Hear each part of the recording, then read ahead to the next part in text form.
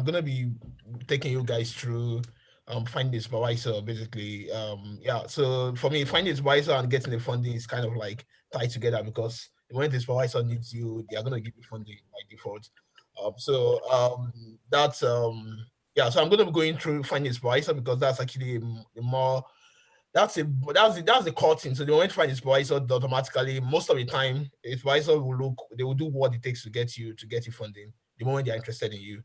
So I'm gonna take you through my own personal process. The process that worked for me to get into, I finished from University of Toronto last year. And yeah, I kind of, there are some methods that like I had to like play. Yeah, so I'm gonna try to go through that method. So the whole getting a supervisor relationship, it's basically, it's like it's a relationship like every other thing. So like your supervisor is trying to get something from you and you're also trying to get something from the supervisor. So most of the time as a student you are trying to get a degree. The supervisor is trying to get you to like kind of upskill their own most time professional achievements. So probably they want to get a paper or they want to get sub, or they, so it's always, so look, when you look at it from the like the mental, when you look at it, when you have a mental picture of like I'm trying to get a spy, so the way you approach it should be like, what am I trying to give this guy, and what do you stand to gain from me? It's always that way. It's always that way, and that's the only relationship that actually works and lasts. Because most of the time, your spy sometimes becomes your referral, it becomes your connection. Sometimes they become family. So it's always very very good to have that mental stuff that you have to be giving something as as much as taking something from them. So it's a two-way relationship. So yeah, so that's why I had this picture here of like how like it's a win-win. So this picture is actually not a full description of what exactly is expected from you when it comes to finding a spicer. But the main thing is that you are getting a degree. Like for my profile to publish a paper, the promise was like get me two papers and all those stuff. So that was the promise. But beyond that, there's always obviously more to that handshake. But it's always generally in grad school, it's always within this. So that also with this kind of mentality kind of helps you align, define what exactly are you going to be bringing to the table, because it's actually important for you to bring something to the table for it to be a sustainable relationship. If you don't bring something to the table, like everybody start getting pissed off. So even it requires like, because it provides like I said, it's not about the funding part is default. The moment somebody's interested in you, they are going to find a way to get you funding and get you all you need to make you need to work all you need to work well. But it's also important for you to give back to them. And giving back to them requires how you approach them. They are going to start reading that if you prove if there are potential for you to get from for them to get from you. So it's always very important to have that mindset that they're also checking you as you are checking them. Um so yeah, I always for me I think everything is all on life. So I'm most likely I'm an entrepreneur now, and I always think everything is a game. And the beauty of this is that in the game of student supervisor relationship, it's the student defines the playing field. So just like what the picture you can see on the board, it's either you build a field, a real basketball field, and you have like real basketballs, or you have like paper balls and you keep throwing it to like that's waste bin.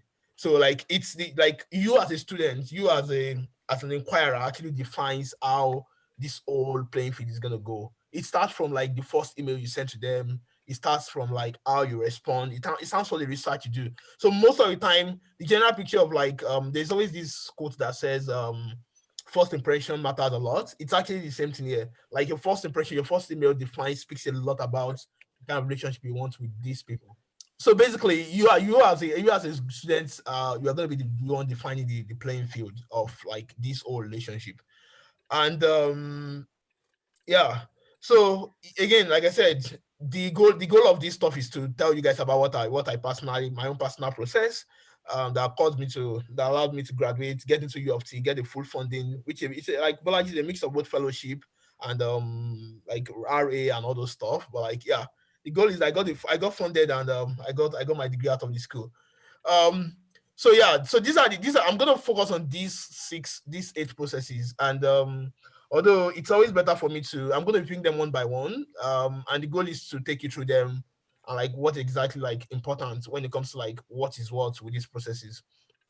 So the first one is that when you are then after this I'm going to take you through an example. The first one, when people write, like when people like reach out to supervisor, it's always very good to know that again, like I said, yeah, it's a two-way relationship. You are trying to get something and the supervisor is trying to get something from you. So you don't need to beg supervisor. Like don't even try by like sounding like you are trying to beg. You don't never use the word be careful about the word please. Be careful about the word using sir. I mean, depending on what you're applying for in Canada, sir, people take sir as if you are using sir too much, it take you as you're trying to get something that is beyond. You're begging. It kind of puts you at a very weak point. So you have to put yourself at a very, very strong point. Because there's a kind of beauty that comes with like you showing the further confidence, especially when you write, or when you reach out to these people, and that's going to define if they are going to reply you or they are not going to reply you. Remember again, you are the one you define the playing field. So if you send something to me that look as if you are begging, and I'm going to take you as like this person is not that important. But if you come across as somebody that is very confident, that know what they are doing, and they need like sharp answer, or they need like a reply, don't waste my time um kind of inquiry. Respectful, don't waste my time inquiry, by the way. But respectful, don't waste my time inquiry is gonna define how they are gonna reply you. So it's again, everything ball lies in your court. You are starting the conversation, you are starting the relationship. So it's up to you to like define all those playing rules. The other thing I'm gonna say, the next one, which is I'm gonna go like zigzag, is that when you are writing, you should focus on your strengths. So when I say focus on your strength, I mean try your best to focus on like what makes you special. And again, this is a two-way stuff, because when I say what makes you special, I mean like sometimes what makes you special it's not. So I'm going to show you an example next. It doesn't have to be like, you don't have to state that I'm so smart, I'm so this, I'm so that. It's not, all those things are not needed. Like you just have to find a way to like blend it in such a way that it flows into your words, that it's like reading your stuff, I can tell that this person is like very smart, has a very solid command of English, has a very solid command of has a very deep understanding of research, and also is very interested in what I'm doing. Again, I'm going to be going through like an example so that to show you like how you can blend all these things. Again, the third one I'm going to go, which is the brown one, is this guy is do your research well. So there's always the general concept. I mean, it's common in Nigeria, which is when I was also like trying to apply to grad school in 2016, 2017, that there's always a template. So what happens is I go to Balaji now, I get a template from him that I use, then I just change a couple of words, then change his department from maybe IT to engineering, then change his name from Bolaji to Olu, then just send it to like the professor. The question is that people will always know. This is what you need to know, that these professors are like very, very smart people. Like it's just like if you are sending something to me and you've not done your research well, I could actually decode that you're just trying to trick me. Like I'm gonna know. I don't. Some people might not. That might work for some people that don't really care about details. But like for somebody that's writing papers, that's submitting papers, like doing peer review, they would actually know if you really do your research or if you don't do your research. Like your first email, and what they will do is that they will just ignore your email. So if I see an email of someone that is reaching out to me that doesn't look so composed, doesn't look as if they know what they are doing, looks very generic, I'm just gonna ignore it. I mean, I'm gonna just ignore it. It's sometimes even Google will actually ignore it for you. That's the funny thing. Like the way Google, if they are using a Google Mail or probably like Outlook, it's gonna just send your inquiry to spam.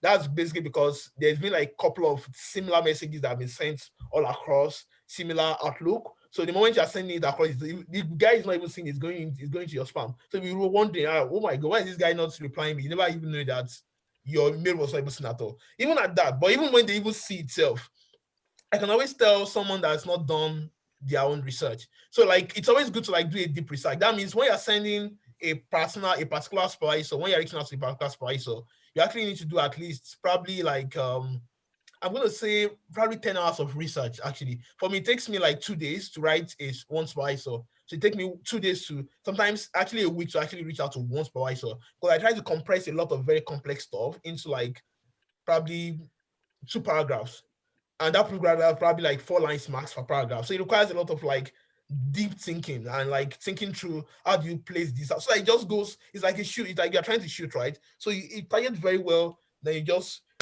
shoot. But it's always very, very good to be like do your research. That research part is extremely important, because sometimes even when you reach out to them, they're gonna engage you. And if you don't do your research, you are going to lose them. So what I mean is that if you reach out to me and I see that okay, you are able to get me your first email, I'm going to keep asking more questions. So What about this? What have you done? If you're not doing your research, you won't be able to blend what you've done to what I really need. So if I'm a professor in let's say IT, and I'm doing machine learning and AI projects, and you're also in IT, but probably you worked on like graphic design.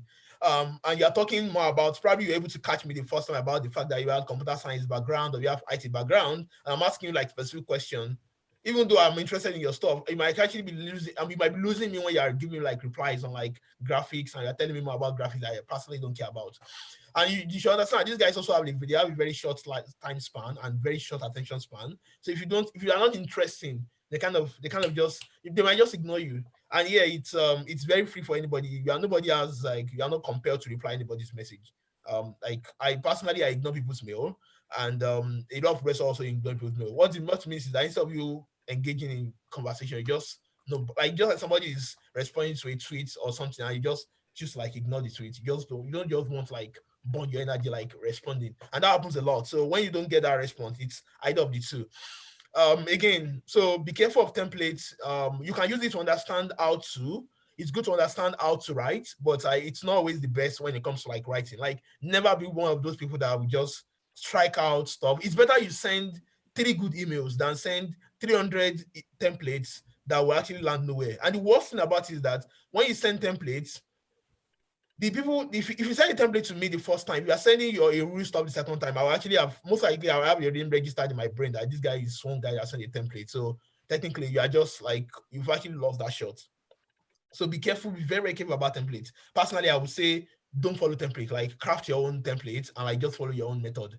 That's like really the best. Just be and that leads me to the red point, which is be original, right? Write from your heart. So a lot of people, when they are writing, again, it goes back to the template. You just want to write, okay, my name is Bolaji. I'm trying to get a master's degree in U of T. Then can you give me funding? Blah blah blah blah. Then, I mean, just write some normal stuff like just normal. Like, if it's too normal, then nothing makes you this thing. You should know that these people have like their emails are public. So they are getting a lot of emails. Like, they are getting a lot of emails from like multiple people. So if your email is actually not, if you don't give me something convincing, I just read it and like I just like trash it, like read and delete. So if you're not, so you have to like write from your heart. And when you write from your heart, there's something very unique about when you write from your heart. If you have written grants before, if you are like anyone of you that probably like have done work in grants before, you will know that it takes writing from the heart to be able to like get like probably $100,000 just writing people. Like, and the same thing is what you are doing when you're actually with when you're trying to reach out to a supervisor. You're actually trying to like, why would I try to give you $70,000 per year for a 2 years degree if you can't really convince me, if I can't really be taught that you actually have something special or really you understand what I'm doing. So it requires a lot of like, there's a lot of like mental filter with the supervisor. Remember, they've seen a lot. So you have to consciously be different. And that's why I talked about the research. I talked about the fact that I personally am one of the guys that will tell you never to use a template. You need to understand how it's done, but come on, like, define your own template. So be original when you're writing, right? Make sure make sure that stuff is from your heart, and make sure you are like very, very truthful. Like, when you're lying and when your words are not like connecting. Like, let's say you manage to have a very, very smooth writing the first time, then I got interested in you as a professor. Then I will continue the conversation. If I observe that you are not, if the quality of what you send the first time is not if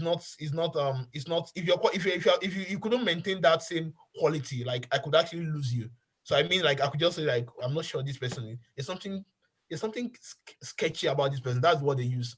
It's something sketchy, and that's why, as much as it's good, some people love educational consulting stuff, which is equally good, but you also have to be just like be there. Like, it's not something that somebody could just do for you. It requires you to also like be quite there, be present. And that's why stuff like this that Mobolaji and Co are organizing is actually very, very very, very important.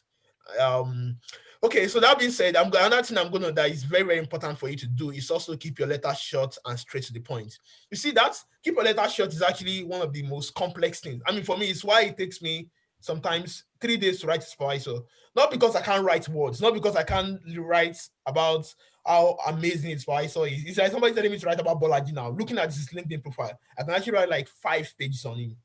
But the question is that, how can I write about Bolaji in just, let's say, let's say in 7 lines that will encompass everything that makes Bolaji Bolaji. So that's actually the tricky part. The tricky part is writing things in such a way that it's compressing those information in such a way that it also reflects how smart you are. So that itself requires a deep level of patience. But remember, they said the guy what's it called? There's a quote by Picasso when you're writing, like there's a way that you are if patience is there's a kind of value that comes with patience when you're writing stuff. Like again, you want to make you're aiming for the right shot, so you're not just spraying guns around. Like you have to take your time to make sure your message are just like they're in line with they're just like perfect shots. That way you shoot it, it just goes to the target right away. Something I'm going to say that the last one, which is second to the last one, is don't tell, show. So that means that one is pretty common in again. It's a function. Everything is connected in some ways actually. Like the moment your letter is short and straight to the point, you most likely have actually removed the tell and you are just showing. So like I said, let's say Balaji is trying to tell me about himself and Balaji said, "I'm very smart." I'm like, okay, I've been hearing a lot of "I'm very smart." Show me what makes you smart. And some people will say, "Oh no, it's showing what like you have to ship somebody physically to be able to show." No, I can see if you are smart by reading your lines. Like, tell me about. That's why you see some people will request for. And some of you probably that have experience, probably trying to get Python in the past, they request for a writing sample. When you are looking at a writing sample, they are not actually. I don't care about what you are writing about in your writing sample. What I care about is your how. So I care about how you show yourself, how you like. You can tell how a man thinks with the way he writes. You can actually tell how a man thinks with the way he writes. Like it's your with the way you write is kind of directly proportional to the way you think in some ways, and also affects. It kind of can it can people can make a very approximate guesstimate of people's level of thinking. So it's always good when you are writing not to tell. So don't tell anybody that you are smart when you are writing emails. Don't bother telling a professor that I'm a smart person. I finished top in my class. I mean, sometimes maybe those are useful, but for me, I think those are actually like the professors are gonna get a lot of like finished top in my class. So like all those things are not they're like just normal stuff because they are going to be your CV. So why are you telling me that you finished your class and I'm going to see to your CV? So you need to show something that is much more something that is different from just like something that is obvious, but you are not saying it. Again, I'm going to show you with an example how I went on like doing that in one of the email I sent to a professor in Waterloo when I was trying to get an admission to. So the last one is you try to attach your CV. So I mean, attach your CV. I don't, I'm very sure Bolaji and Co because he told me this is a series of multiple stuff. So they will have probably take you guys all through or about to take you guys through how to write a very comprehensive CV. Like it's always very good to have a very comprehensive CV because when you are writing those emails, it's always better to attach your CV. I can say also another option is attach your LinkedIn profile. But like I think that's even going too far. Just add a CV because some people might not find it. You might find like I think a LinkedIn link, although it's also very very very good. Like people, there's a lot of stuff about links. If I don't know you, so if I don't know you well, I might not click on any link that is inside your email. So what that means is that like if I don't know, but I know Bolaji well now, so when I see probably we've had a conversation, so I can always click on any link because I trust him. Because link people are like it's a very very cyber it's a very, very interesting time in the world where people are very careful about the links they click on, even when it comes with emails. Even some email will actually flag links, even though it's a LinkedIn link. So you can always attach your LinkedIn link inside your CV. If your CV is like kind of if your CV is a very comprehensive CV, your LinkedIn link should actually be also in your CV. And again, make the CV as short as possible. Anything more than 2 pages is like it's suicidal. That's what I'm going to use. Like, it's too much. Like I'm not going to read for me personally. I'm not going to go through anything that's more than 2 pages. Like you can actually blend everything you have within 2 pages. There's no point just like remove anything that doesn't make sense and just like focus on. And again, for the CV parts, it's always very important that sometimes you might need to like blend your CV to reflect. Like you might need to like write a specific kind of CV, not like write, probably like blend it such that you kind of tailors, like kind of excites the prof. So if a prof is working in IT and you have like experience in both graphic design, then you've done some work probably in like AI. Why not just focus on like let your CV reflect that AI stuff and just like remove the graphic stuff? Because something about in the West, actually in Nigeria is where we think you can do multiple things.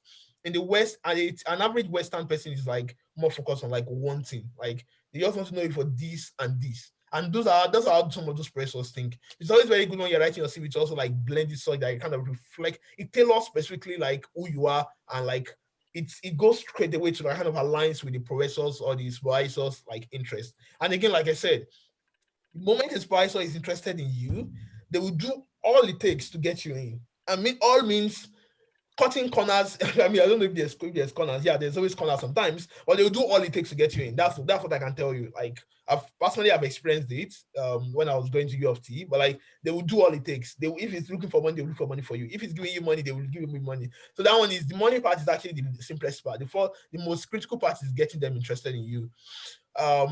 So that being said, I'm going to go into like an example, which is an email I sent to a professor at the University of Waterloo. I'm gonna probably give you guys some time to read through I'm gonna probably read the email out loud, but again, you guys are seeing it now. Then I'm gonna dissect the email in the next slide, just like see what exactly I tried to communicate in just this. Okay, 1, 2, 3, 4, 5, 6. Oh, interesting. 2, 3, 4, 5, 6, 7. It's like kind of 7 different paragraphs, but you can see they are like very, very short, one sentence paragraph. So like I think I spaced it out just to be like very, very clear, so that it doesn't look like modeled up for the profs or something. But like this was a direct email I sent in 2017. Yeah, so I was reaching out to a professor in Waterloo. Interestingly, I only sent when I was trying to apply for admission, like I sent just a couple of emails. Probably I think they were less than probably 5. But I was like extremely specific. Like I took my time to make sure the email were like very, very straightforward. And the beauty of it is that, you know what that got me? That got me like awesome reply. I got reply in like 24 hours. Like they get back to you, because again, you've done your best, just making sure it's like straight to the point and like yes. Okay, so let me go. So look at through the email we have on this screen. Like it's an email I sent to Professor Carl C. He's a professor of structural engineering in Waterloo. So I did structural engineering, by the way, civil engineering. So I was reaching out to him to see if I could work with him. Remember, if you look at the email body itself, I never talked about funding. I was just talking about my interest, and like I was also talking about him. So I don't know if you guys have taken time to read through this. Probably I'm going to give you a couple of minutes, then we'll now go, like, kind of dissect it in next page. Like the goal is to use this as a format for I mean, I'm not going to say you never, I mean, obviously you can't even follow this because they are very specific, but like if you are doing something, if you are going to write something, it shouldn't be probably more than this, but it should be as straight to the point as this too. And I'll try to explain to you how I try to blend. I try to blend my own, like probably my own uniqueness into the email itself, without mentioning that I'm smart, I can write well, I can research well. Like I don't need to do that. I just need to be able to show it. Like what I tried to do here was to show and not tell.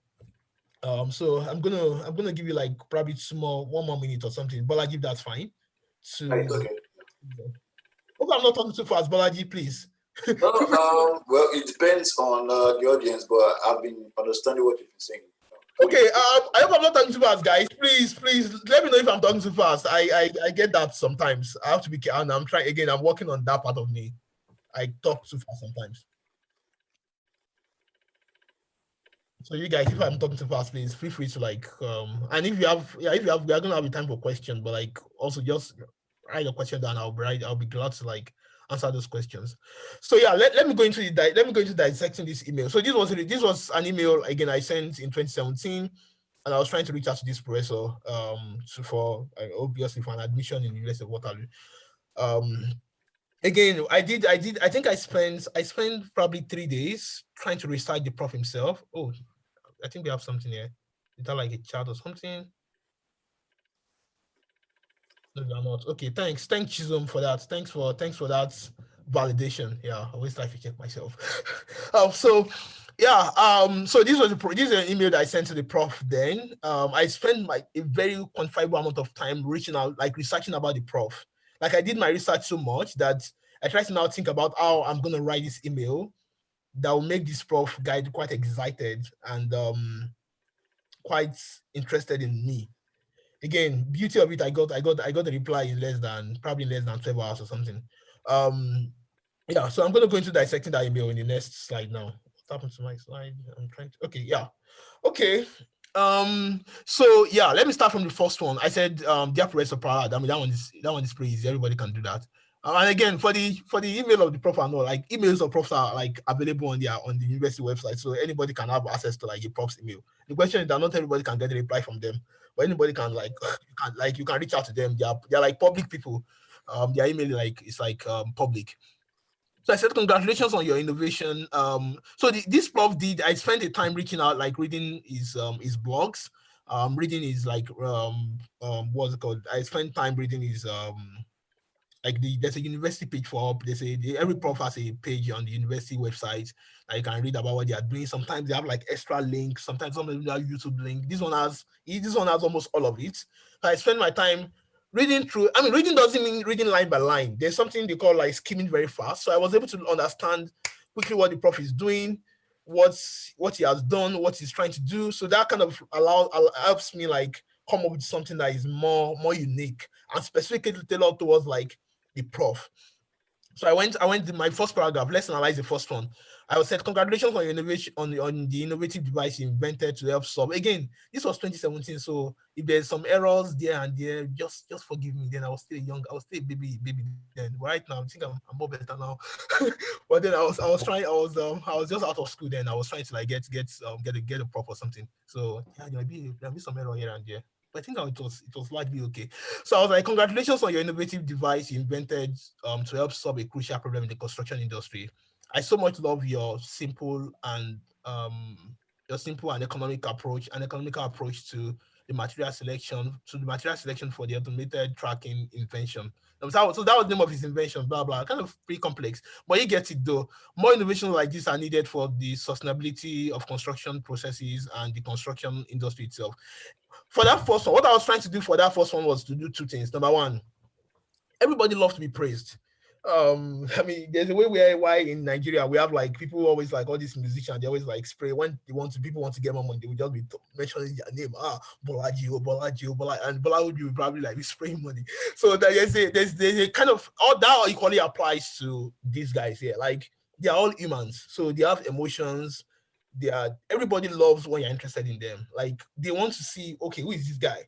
Like they are not saying, I want you to be my spice or no. They are saying, okay, where is he going to? So that was what I did. I was like, talk about what he has done. I was very specific about like, this is what you've done. This is this. And like, oh, he did his research because a random guy from Nigeria sending an email to a prof and talking about specifically like congratulating for what he has done. It's not you have to know him well for you to be able to congratulate him on what he has done. So that itself requires some kind of research. And I try to be also like be very specific so that I understand the industry and I understand the stuff. Again, this took me probably like just 2 days, let's say like 4 hours in those days of like just researching. I mean, nothing to don't look at it like 2 days of like some long research. I just said 2 days when it comes to like you can actually spend like probably like 2 hours to do all this when it comes to like doing some kind of digging about people. But for me to kind of bring it down together, it took me roughly like 2 days, like living in my subconscious and all. So what I tried to do the first paragraph was to I kind of yeah.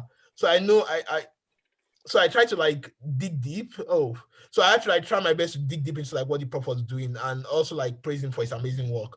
So I followed the second slide with like the general what's going on. The global infrastructure demand is projected to be more than double in the next few decades. That's Project Syndicate. So that's like my source. There will be a need for more automation in some construction process areas to boost productivity and enhance blah blah blah. Accurate and faster play. What I was trying to do here was number one to show that guy number one, prof, I know my stuff and I also have the ability to do research.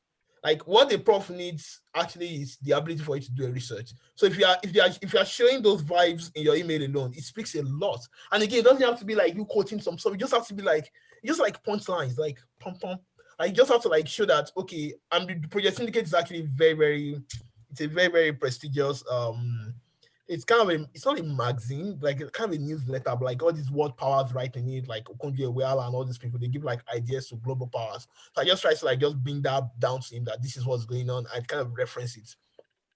And so what I tried to show in that second paragraph was like I can do research because again, to get this is a research, it's a funded research program. So if you can't do research, you are like technically not useful to the prof. So there's no point even reaching out if you are not interested in the research one. But again, most of the research courses, most of the research masters, specifically in Canada, are funded. Almost all research programs in Canada are funded. Almost all. That's why I said Resa will look for ways to get fund for you if they see you, they find you exciting. So again, from the third one, I was like, from your video on data management and construction, I have to recommend Dataverse. So Dataverse was something that he invented actually. He kind of wrote the codes of that. That was the name of his stuff. So I spoke to all my boss in Arab. Then I was working in IMT then. I was serving IMT then. So I mentioned that about the Dataverse. I was just showing to one of my bosses then. I was like, oh, and some of my colleagues then that was with us and that was now. So I mentioned it. I tried to like make it very, very, I'm proud of. I kind of make it sound as if it's like some very, very special stuff. But this was just like a phone call telling my prof that telling my boss that if you seen this and whatever. So I was like, yeah, from your video on data management and construction, I had to recommend Dataverse to my head of department in Institute of Management and Technology and some of my colleagues in Arab. Thanks for sharing the knowledge. So again, psychology. I'm trying to tell the guy that, oh, I'm very excited about what you are doing. What I'm trying to do here is not to say, oh, prof, I so much love your work and I see that you've done a lot. I'm just trying to automatically tell him I'm excited instead of telling him, I'm showing him that, okay, I'm very excited. I've actually gone to the extent of like showing people what you've done. I don't know if you get the link now. So after that, I went on to say, and I went on to say, I've given the guy some like everybody will call it like Orietiwu or something. So the guy was like, yeah, I'm feeling like a boss. I mean, obviously the professors are bosses, though. My goal, I was like, I'm applying to the University of Waterloo, MASA in civil engineering, blah blah, this fall, and I would love to be under your research group. Number one, I would love to be, not that I needed funding. Don't mix it up. Like the goal is that I would love to be under your research group, not I will need you to fund me. No. Like again, remember the rule in the first one, like don't beg. It's a win-win relationship. You are gonna be winning, they are gonna be winning. So don't make yourself be at the other end of the scale where you are like, oh, maybe please give me money. No. Again, if they need you, they're gonna do what it takes to get you funding. So that's the funding part is. It's all about I'm interested in Bolaji and I'm going to do all it takes to get Bolaji in. That's actually how it plays out. That's the way it works. So I was like, I would love to be under a research group to develop my research skills and also learn from an innovative and economic approach to solving global construction problem in pursuit of developing a knowledge base in sustainable infrastructure and construction management for developing countries. Again, I'm from Nigeria, so I was talking about like this is what I'm trying to do: develop a knowledge base, blah blah. Knowledge base means like research is basically developing knowledge base. So I was just playing with words and trying to like be as direct as possible. So yeah, and again, I was not following any format. I was just like me trying to like communicate in ways that I feel kind of like speaks a lot about me, while also like getting the professor quite excited about what I'm trying to do. So then I went on. So that paragraph alone shows that I was interested in his work. I wanted him to be my prof. That the fact that I'm going to be under his research automatically makes him look for funding. So I don't need to talk about funding. And and why I'm interested in his work, I was able to communicate that there. And so I went on to say, I believe I can bring my excellence and hardworking methods. Again, I try to be careful about these points. Is this one is this part is what I can offer, and I was like, I try to make it very general. Although some people will tell you to be very, very specific, and say, okay, I try to bring I finished up in my class, so I am diligent. For me, I think a lot of people will see that in your CV. So I'm not sure that if that's important. But like again, everybody has ways of like doing it. Just focus on your strengths. If that's your strength, for me, that was not to me. I think research was more important than showing the fact that I finished up my class. So I was not bothering myself about talking about I finished 1% in my class or something, even though that was the reality. But I felt because I have my CV there, my CV will speak about that to the prof. So I was like, I can bring my excellence and hardworking methods to the research group, which is evident in all my engagements in the past years. I have attached my resume. So what I'm trying to say here is that, again, I think there's a better way of structuring this, and there's a better way of structuring everything here. But again, the goal is to focus on like what exactly am I? What was I trying to communicate? So what I was trying to communicate here is that, Prof, I am very excellent and hardworking, and I love to join. I can bring that to your research group, and I have had multiple excellent engagements in the past years, and you can check my CV to check that out. So what I'm trying to say is that I don't want to bore you with a lot of stories about I finished first, I worked in this, I got this award, I got this. No, no, no, no. I automatically send you to my email, to my my CV. Again, if I'm to write this now, I'm going to write it much more better when it comes to structure, when it comes to like probably words, but the old body will still be the same. I mean, when it comes to like what I was trying to do, it's like, so what, now what, then what. Then I went on to just end it with like, I look forward to your reply, and thanks for your time and consideration. I mean, that one is pretty general, but the reply is also very important because it's a call to action. It's like, okay, Prof, I've told you this is what I can do. I would love to hear back from you if you find me worthy. And again, this is just my own format. So again, some people might write probably like a 1 page of stuff. Again, for me, I'm going to get bored. Any email that is more than 1 page is always like, oof, what are they saying? I mean, it's a word where, I mean, it's an Instagram word right now. Like, everybody's tweeting and checking. So nobody actually have time to read too much stories. They will just ignore it. Like, you read your first one, you don't like it, you just ignore the rest of the email. So it has to be like very, very short. It's always very, very important to make it short. And again, it's always also very important for you to attach your CV. Don't attach your transcript. Don't attach your awards. Like, don't even attach any of those stuff. If they don't ask for it, don't even add that. CV is pretty general because everybody, like, people want to like probably even get people employed. They will say just send in your CV. So it's always good, just stick to like CV, but let your CV be as coherent and as comprehensive as possible. And try not to like don't attach like probably your probably first class certificate in school. Like, all those things are automatically, your CV has it. So if I want to verify that you have a first class, I don't need to see your certificate. The university will do all those ones. And that's what you need to understand also. Like, all those certificates and transcript, and I had 100% in my degree and all those stuff, the university will do the verification, not the prof. The prof just wants to have an idea of, okay, this is Bolaji, and this is what Bolaji can provide. This is what Bolaji can do, or this is what Olu can do. Then, okay, the school, I'll leave it to the school to go do validation and all those stuff. I'm just interested in him. So he has to go through the school, and the school will do all the validation of the question for your marks and all those stuff. Again, some profs are different. Some people may probably be talking about I had 100% in structural engineering, and I think, for me, I think that's like anybody can have 100% in engineering, in structural engineering actually, and they're going to see multiple people that have 100% in structural engineering. Like, 100% in structural engineering UI is different from 100% in structural engineering like in probably University of Toronto. So it's those are not like, to me, I don't find those things are like very core. But again, like, this is like, listen to your heart. Like, if you feel it's important for you to like add those other metrics, feel free to add it, but just be careful not to make it too don't make it boring. That's the word. Don't bore people with like all those achievements. If your CV can give it, why do you have to like put it in the letter? And it's like also sounding very repetitive. Like, if your CV is gonna have all this stuff, you don't need to, like, your letter don't need to, like, if you observe everything in my letter doesn't, you can't see anything beyond the interest. You can't see anything in my letter, in my CV. It's like very, very different. Like, I was just communicating about, I want to see you, I want to know you, blah, blah, blah, blah, blah. Okay, yeah. So if you observe, I sent that email January 12th, 2017 by 12:17 p.m. To the professor.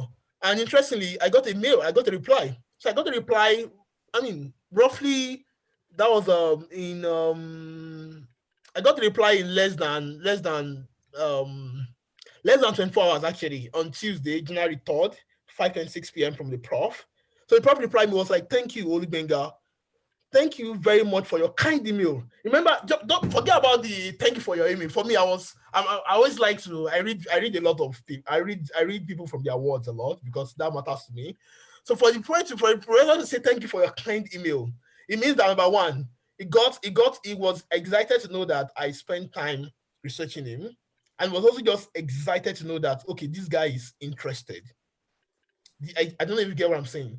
Like, for people to say, I can say the default is thank you for your email, but for the fact that he took his word to actually write, he spent time to write that 4-letter word kind, that means the guy was excited. Oh my god, who the hell is this boy? So I got the professor through that, and it was like, I will keep an eye out for your application. So the conversation continues. Again, that one I'm gonna keep that one. But again, it went very well, very smooth at the end of the day. But like, just to tell you that email I sent the first time really triggered that reply. And again, I'm very sure people will have sent him probably multiple emails from like multiple places. But what happens sometimes, you just ignore some, or like, who the hell are these people? Or like, this is just general. I've seen multiple of these. I've seen this, or the email just gets spammed. But what I was able to do is to like be able to like call the prof out, and it was like, okay, yeah, thank you. I'll keep an eye out for your application, and that means a lot too. I'm very sure it means like, yeah, I'm looking forward to like you applying. It was like go ahead for me to apply. Again, I continue a couple of conversation with the prof, which was about like, okay, so what are you gonna offer, all those kind of stuff. But again, this was like the trigger. Without this, the other one's like useless. So again, my goal is actually to tell you that remember when I showed this guy. So there's gonna be, again, I defined the playing field for the prof. I made the prof reply, not like he wanted to reply. Probably he didn't want to reply, but because I did something probably unique, he was able to reply and also use the word kind. Yeah, I love that word, kind. So I was able to use the word kind, and I kind of defined the playing field from like just throwing papers in a waste bin to at least putting the pot for my own like yeah, you are going to keep my eye out for my application because I'm doing something. So again, that's what I'm trying to do here, is to move probably you guys, or I mean probably whoever, either reinforce it or like move you guys from like the playing field of like just throwing balls to like doing it professionally in ways that will get you more results. Again, you are going to be sending emails to people, you are going to be reaching out to profs. There are some of them are not going to reply you even after doing all this sometimes. But again, what I think this will allow you to do is to enhance the number of replies that you get. For me right now, I think I can always tell if people are not going to reply me or something, or if I'm not, like, my email will speak about that a lot. So I'm good. Like, so it's always very good to, I mean, you just follow the main method, try your best to do your research, get very interested in them from the emails, show, don't tell, and you'll be shocked about the kind of results you get. And I think my goal is to help you minimize this and also like upscale your playing field when it comes to yeah, the old professor student. I mean, I just need one solid reply with from one interested person. That's all you need.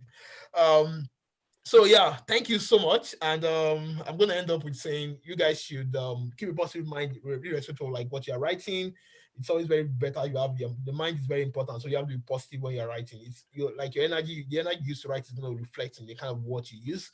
Don't stop, irrespective of like wherever probably you get you right. You wrote emails and nobody replies. I mean, trust me, everybody start from one place. Everybody start from amateur. Every legend now was an amateur. So like you're gonna be writing a lot and you're gonna be writing probably rejections and all, but like that shouldn't stop you. And lastly, yeah, I'm always kind of religious. So I'm gonna say like pray. Sometimes there's an element of luck in this. Somebody can write the same email I write and not get a reply. And for me, I guess I was also equally lucky. God's grace there. Also, yeah. So that's basically what I have for you guys.